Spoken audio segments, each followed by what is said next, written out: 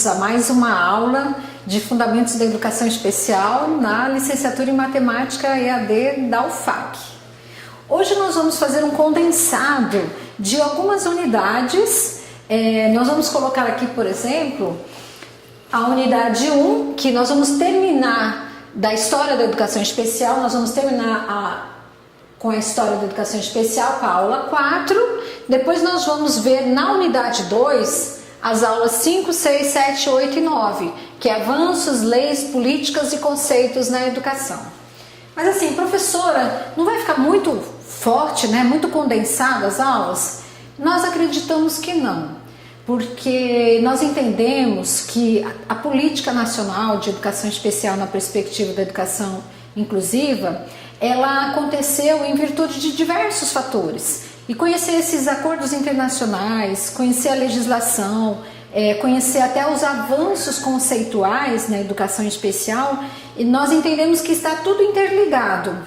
Então, e nós vamos tratar das principais ideias, e vai ser importante que você tenha fixado essas principais ideias, inclusive para a construção dos seus saberes e nas questões avaliativas também.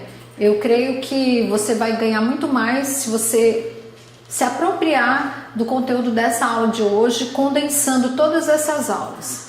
Então nós vamos lembrar que nós vamos falar da era pós-moderna, né? De 1950 para cá começa a pós-modernidade. E foi a partir desse momento que as instituições especializadas, tratadas já na aula anterior, começaram a exigir do governo federal que se institucionalizasse a escola, a escolarização para as pessoas que na época eram chamadas de excepcionais. Hoje nós sabemos que essa terminologia já não é utilizada, mas nós vamos usar a linguagem da época. Então eles entraram em acordo, a Federação das APAES, o Conselho Federal de Educação fez um documento e tudo isso entrou dentro do governo federal. E eles começaram a cuidar mais dessas questões ligadas à escolarização dos excepcionais. Na década de 70, nós pegamos o modelo educacional americano, né? E a partir daí, por conta de um consultor americano, foi instituído no Ministério da Educação um centro que era para tratar especificamente da educação especial. Então, o Centro de Educação Especial, a princípio ele era atrelado ao Instituto Benjamin Constant, no Rio de Janeiro. Mas com o passar do tempo, saiu de centro para departamento, departamento para coordenação, de coordenação para secretaria, virou então uma Secretaria de Educação Especial ligada especificamente, ou especialmente no Ministério da Educação. Então aí foi deslocado todo esse aparato de cuidado nacional da educação especial, ficou atrelado junto ao Ministério da Educação em Brasília. Falar um pouco desses avanços, né? Quais foram então as leis que começaram a garantir as pessoas com necessidades educacionais especiais? Quais foram os marcos mais importantes, né? Nós colocamos aqui a Declaração Universal dos Direitos Humanos.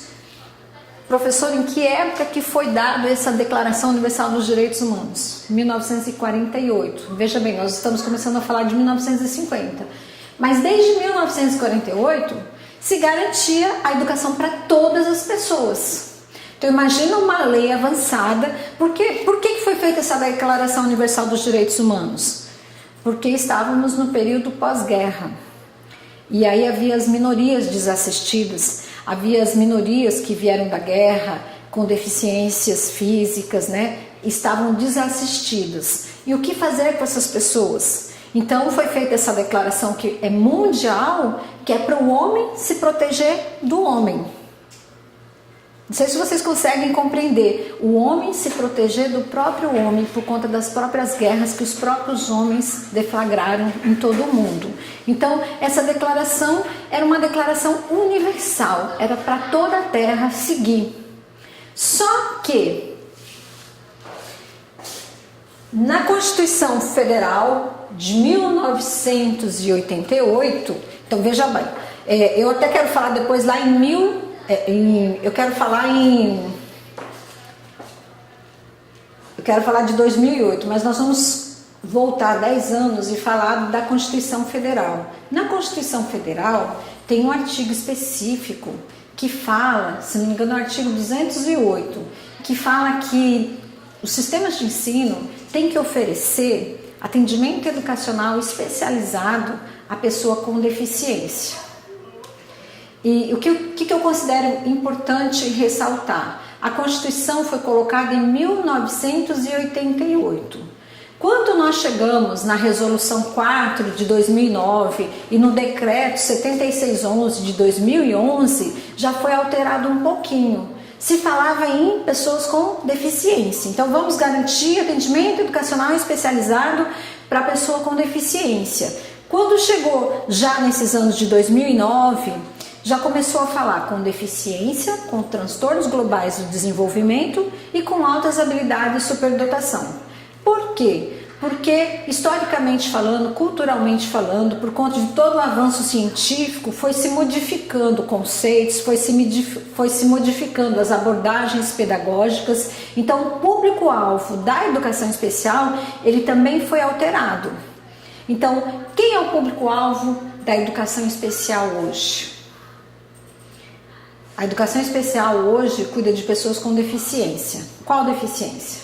Deficiência auditiva, e há o surdo, que se fala que ele se considera surdo, então ele não tem deficiência. Só tem a deficiência no surdo é para efeitos legais, né, de direito e de garantias de seus direitos. Mas aí tem pessoas com deficiência visual ou cego, pessoas com deficiência intelectual ou intelectiva, pessoas com deficiência múltipla, pessoas com vários tipos de deficiência física, e aí tem os transtornos globais do desenvolvimento. O que seriam esses transtornos? Pessoa com espectro do autismo, síndrome de Asperger, síndrome de Rett, psicose infantil e suas variantes. E altas habilidades de superdotação. Então, a educação especial é para pessoas, são gênios professores. Não, pessoa com alta habilidade, ela pode se destacar numa determinada área, por exemplo, na arte. Ela pode ser uma pessoa que tem altas habilidades em artes visuais só, ou pode ter altas habilidades na música. Mas o que fazer com essa pessoa que está lá na escola? Identificar que ela tem uma alta habilidade, e aí você tem que dar conteúdo suplementar para ela não se sentir inadequada. Ela tem que ser adequada, a proposta pedagógica da escola tem que se adequar à necessidade dela. Então, se ela precisa de algo suplementar, a escola agora tem que dar algo suplementar para ela. Se ela faça convênio com universidades, faça convênio com escola de música, com escola de artes, com matemática, naquilo que ela tem a alta habilidade dela. Então, o público-alvo da educação especial passou a ser, então, essas 3 áreas: pessoas com deficiência de qualquer natureza, pessoas com transtornos globais do desenvolvimento e pessoas com altas habilidades, superdotação. Então vamos olhar aqui essa Conferência Mundial sobre Educação para Todos. Quando foi que ela surgiu? Na década de 90. Em 1990, em Jointen, na Tailândia. Era para que a aprendizagem ela chegasse a todas as pessoas. Então, Conferência Mundial sobre Educação para Todos foi um acordo que o Brasil também manteve esse acordo, e do que se tratava? De garantir a aprendizagem para todas as pessoas. Outro marco importante é a LDB 93-94, de 20 de dezembro de 96. Vocês já estudaram uma disciplina específica sobre legislação brasileira, né? E no artigo 58, 59 e 60 trata especificamente da educação especial. Só que eu gostaria de alertar vocês, educadores, o seguinte: vocês não podem pegar, por exemplo, uma legislação, um senador mandou lá para minha casa uma Constituição Federal, eu recebi em 89. Por que você não pode pegar? Pode pegar? Pode. Só que você tem que acompanhar as alterações que se fizeram nela. Por exemplo, até a Constituição, essa Constituição Federal aqui, ela foi alterada pela Convenção sobre os Direitos da Pessoa com Deficiência da ONU. Tem uma emenda constitucional na Constituição. Então, Então nós não podemos pegar um documento legal lá de 1988 e achar que aquele documento é o que está valendo agora. Então a LDB, ela tem sim os artigos 58, 59 e 60 que tratam especificamente da educação especial. Só que tem leis atuais, por exemplo, de 2013, que alteraram inclusive conceitos sobre o que se entende de educação especial, sobre quem é o público-alvo da educação especial. Então, o que nós podemos concluir é que a história, os movimentos sociais, toda a organização, as políticas públicas sobre educação, elas vão sendo alteradas. E isso vai trazendo alterações nas próprias leis. Então, por favor, vocês que têm constituições antigas, legislações antigas, entrem em sites, observem se há alguma alteração. Você vai observar que tem algumas coisas que já estão vetadas, que foi alterada pela lei tal. E é assim que eu gostaria que vocês acompanhassem a legislação educacional a partir de agora. Então aqui, ó, a Convenção sobre os Direitos da Pessoa com Deficiência aconteceu em Nova York pela Organização das Nações Unidas, só que o Brasil, ele assinou, ele foi signatário a partir de março, foi aberto a partir de março de 2007, então o Brasil foi lá e assinou esse acordo. E esse acordo se tornou num decreto legislativo e depois um decreto do governo federal. E aí o que aconteceu com isso? Se tornou uma ementa constitucional. Então, a partir daí, tudo que está escrito nessa declaração que foi feita na convenção passou a ser constitucional no Brasil. Então, é importante, você que se interessa e você que vai ser professor de pessoas com necessidades educacionais especiais ou pessoa com deficiência, pessoa com transtorno global de desenvolvimento, pessoa com altas habilidades, é importante que você vá lá na Constituição nova, pegue essa convenção da ONU, verifique no artigo específico, no capítulo específico, artigo específico que fala sobre educação, como é que você tem que se comportar enquanto professor das pessoas público-alvo da educação especial, porque agora é constitucional. Você não faz uma coisa porque eu aprecio essa causa, não porque eu apoio essa causa, não, é porque é lei, é porque é constitucional. Qual é a Carta Magna brasileira? Essa Constituição. Então a Convenção da ONU, ela veio trazer direitos do trabalho, direitos de moradia, direitos de saúde, mas o que nos interessa tratar aqui hoje é sobre os direitos educacionais dessas pessoas. Aqui, eu, sem querer, eu não coloquei, foi a declaração de Salamanca, que está faltando aqui, ó. Declaração de Salamanca, que foi aqui em 94. Declaração de Salamanca.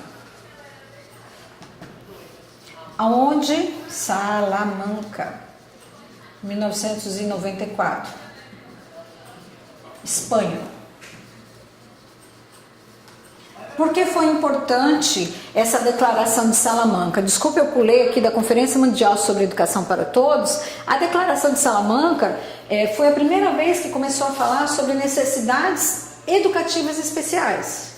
Veja que no Brasil mudou para necessidades educacionais especiais. E se você sai da educação, vai falar sobre a pessoa com deficiência, a própria pessoa com deficiência fala, olha, aqui nós tratamos do assunto chamado pessoa com deficiência. Mas na educação são as necessidades educacionais especiais, específicas. Então a terminologia ela vai se adequando na medida que os estudiosos, que os pesquisadores vão desenvolvendo e as leis vão sendo alteradas. Mas foi muito importante o que aconteceu em Salamanca, na Espanha, que foi pela primeira vez que falou, olha, a escola de novo tem que ser para todos. Desde a Declaração Universal dos Direitos Humanos se falava que a escola tinha que ser para todos, mas não estava acontecendo. Então, eles fizeram outra declaração e começou, olha, vamos conceituar o que é necessidades educacionais especiais, vamos buscar uma escola integradora, vamos buscar dar condições para essas pessoas não somente serem matriculadas na escola, mas elas serem na escola. E o que os estados partes, que no caso seriam os países, o que os países têm a ver, o que eles têm que fazer, como que tem que ser a política educacional de cada país,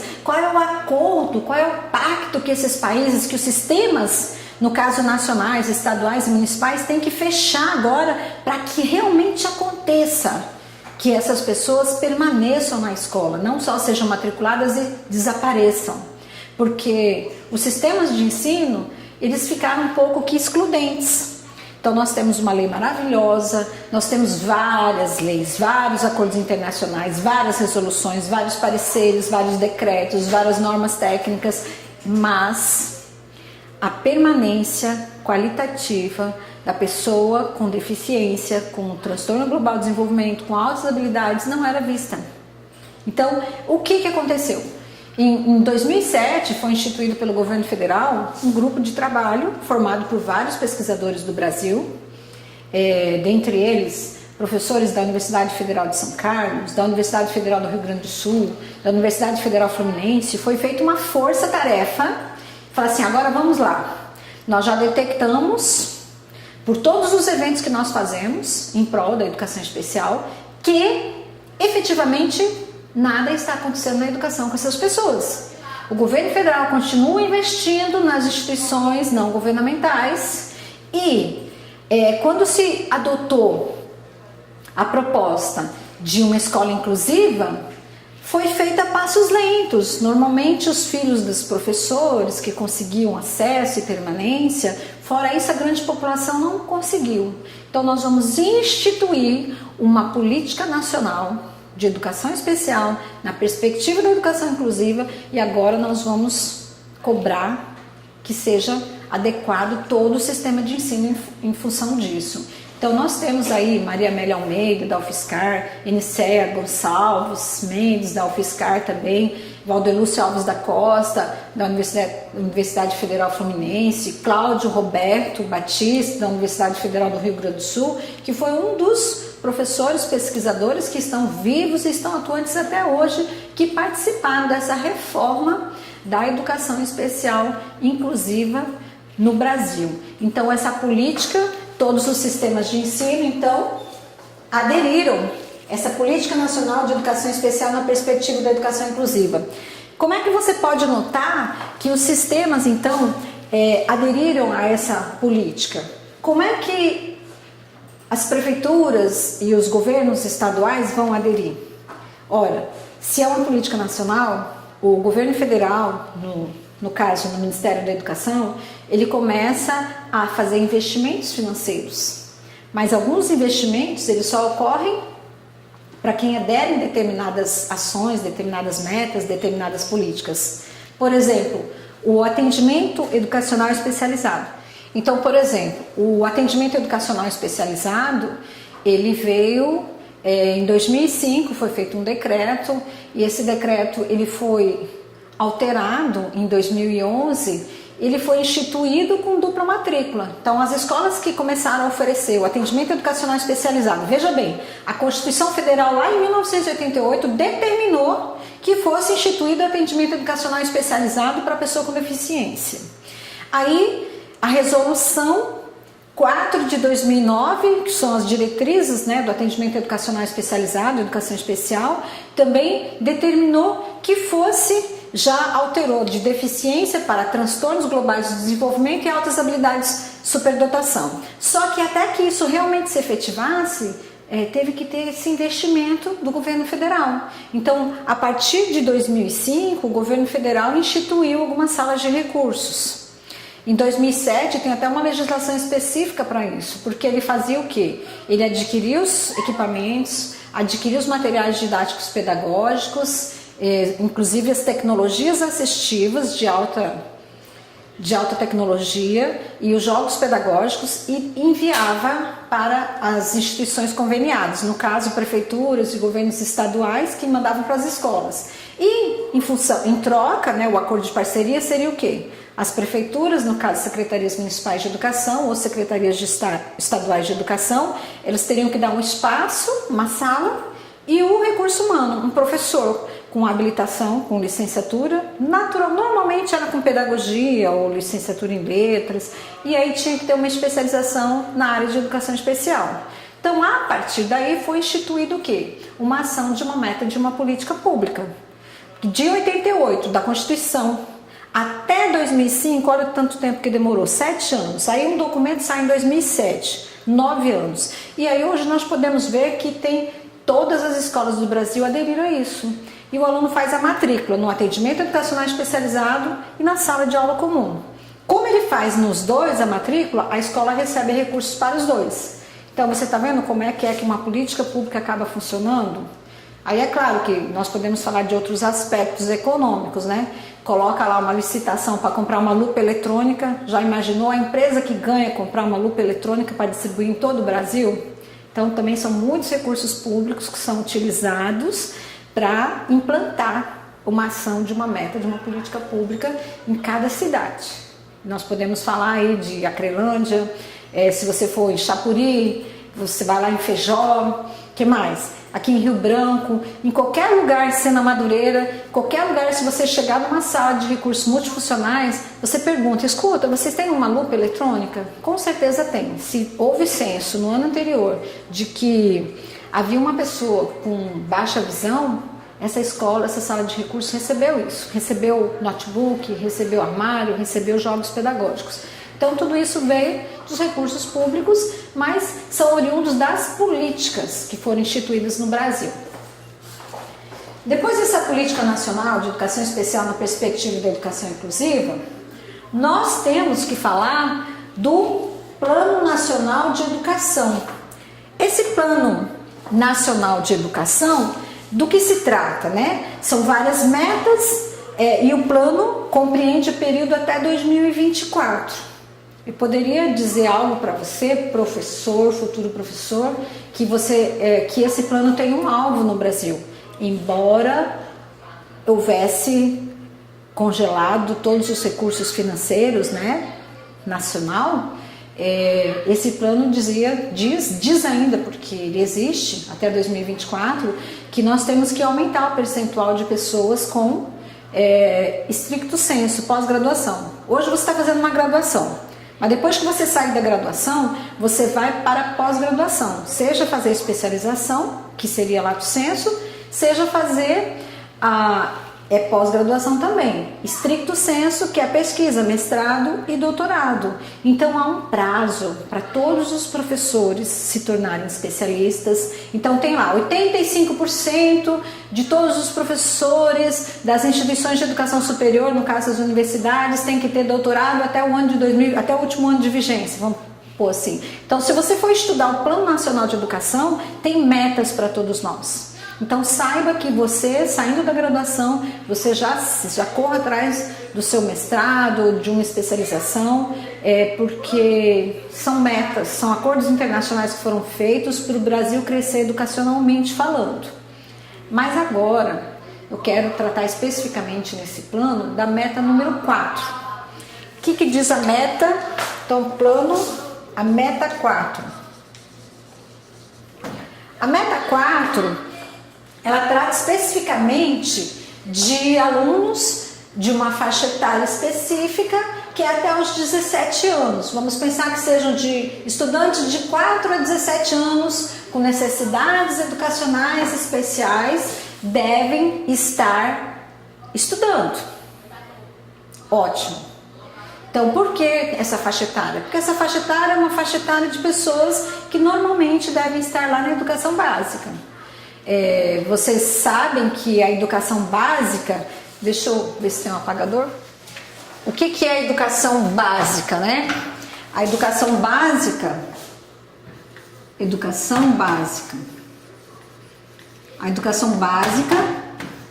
compreende a educação infantil,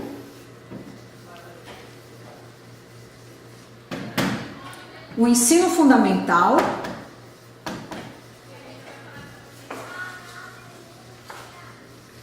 vocês já estudaram isso, e o ensino médio. Então, crianças na faixa etária de 4 a 17 anos devem estar estudando a educação básica. Então existe uma meta específica para estudantes com necessidades educacionais especiais. Agora eles devem estar aonde? Na escola, no ensino regular comum.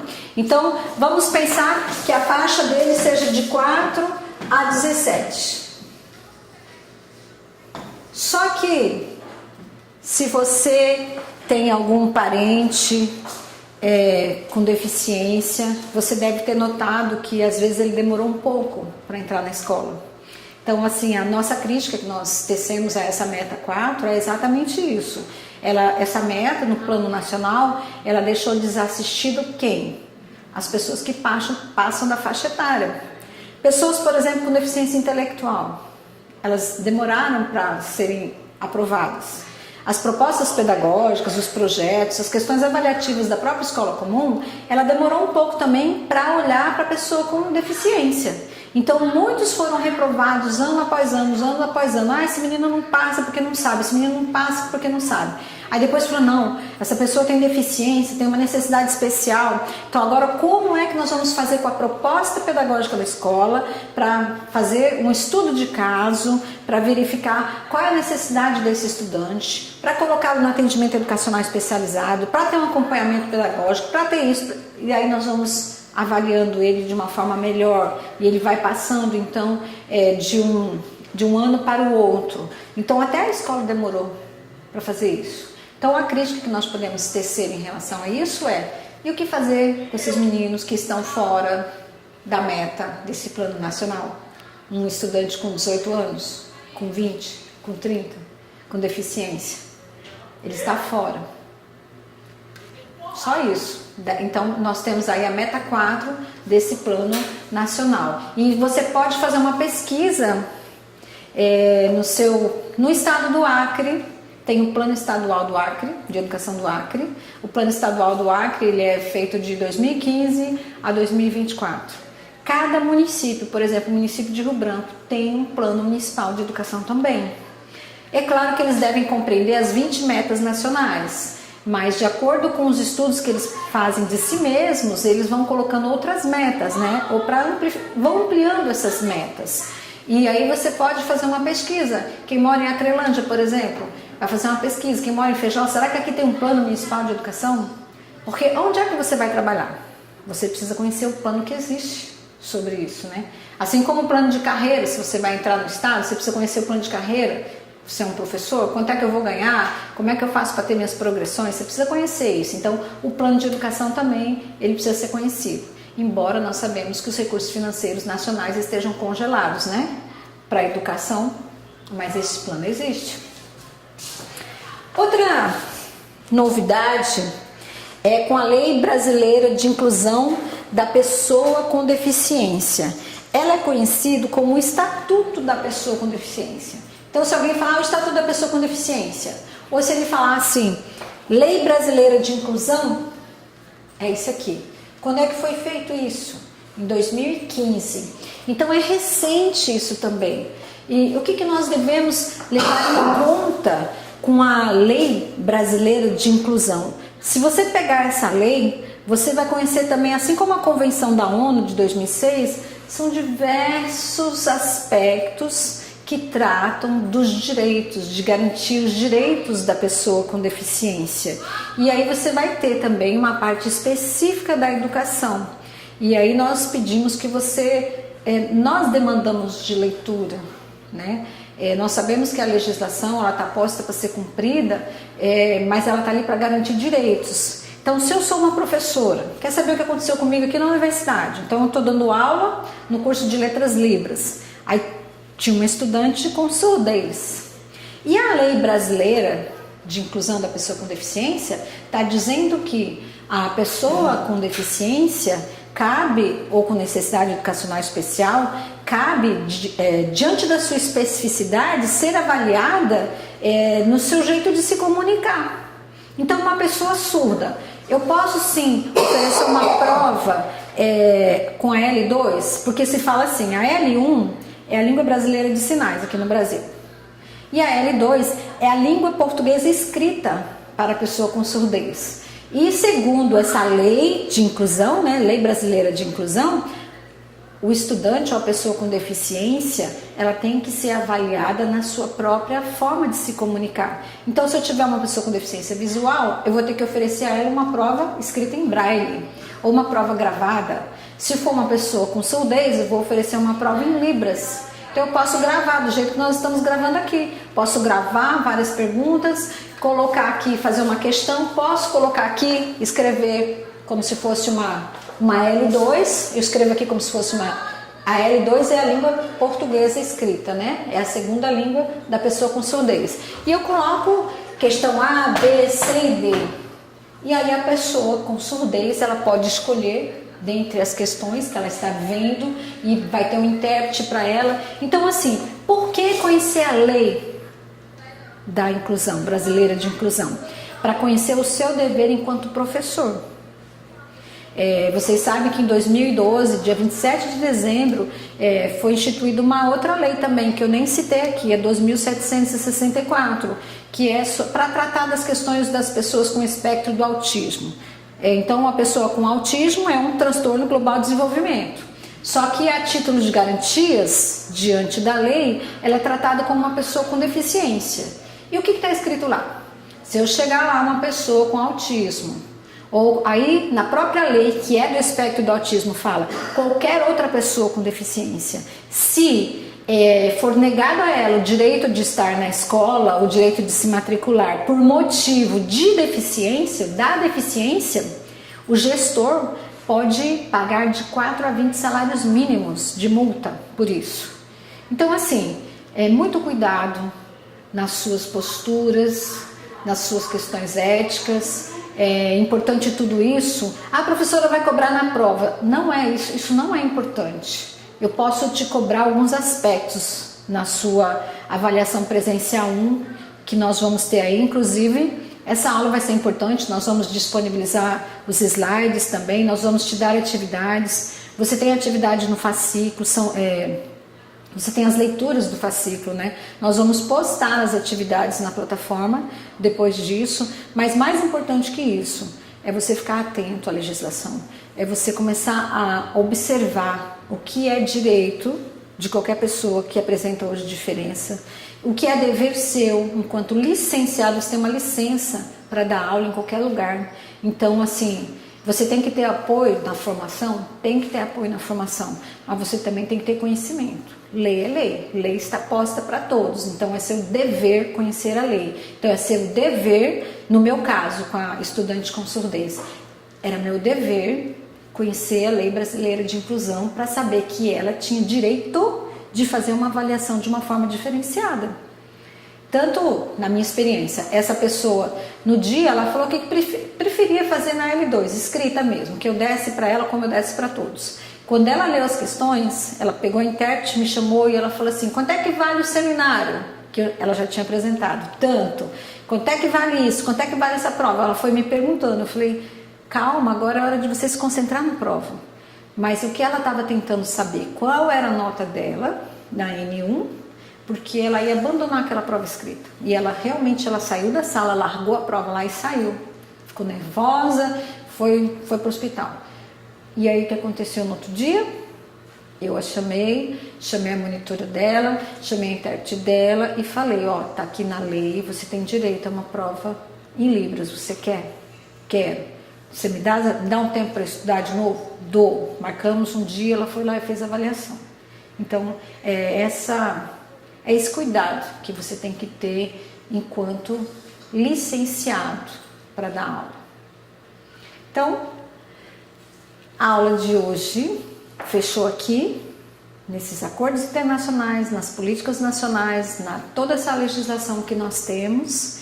E na próxima aula agora nós vamos ver sobre prevenção, sobre estimulação, como prevenir as deficiências. Será possível? Espero vocês na próxima aula.